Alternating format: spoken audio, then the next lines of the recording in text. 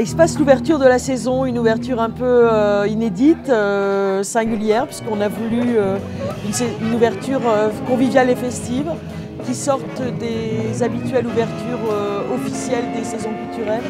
Donc là, c'est une journée de fête, une journée de spectacles, puisqu'on a tout au long de la journée plusieurs spectacles, notamment de cirque. Alors c'est une nouvelle saison, effectivement, c'est un nouveau projet culturel qui a été élaboré avec toute l'équipe, avec les partenaires, avec les associations. Et c'est une saison qu'on veut généreuse, c'est une saison qu'on veut conviviale, c'est une saison qu'on veut insolite, puisqu'on va faire un certain nombre de spectacles dans des lieux inhabituels. Et puis c'est une saison nouvelle puisqu'on va créer des événements. On lance la coopérative de résidence pour les écritures et les auteurs.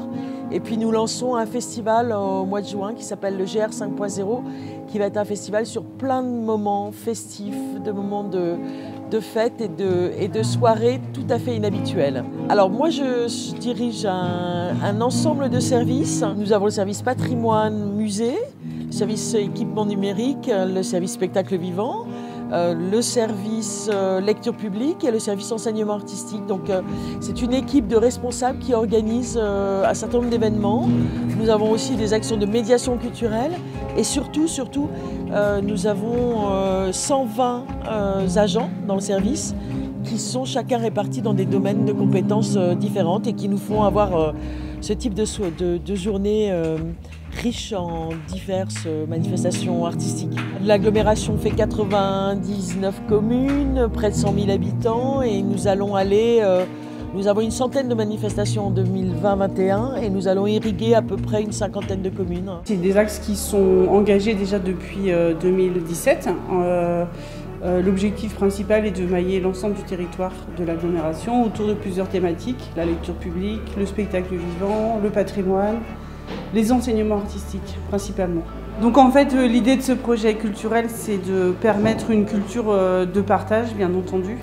Nos villages et nos villes doivent être plus que jamais des vecteurs de convivialité et d'une solidarité accrue.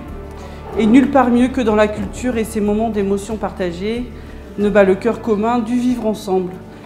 C'est bien l'enjeu d'une politique culturelle et d'un projet culturel ambitieux de notre territoire. C'est aussi la construction de l'être humain. Hormis l'enjeu pour nos habitants, c'est aussi un enjeu de rayonnement de notre agglomération à un niveau national, régional, départemental. Ça, c'est chose, à mon avis, et j'en suis certaine, faite.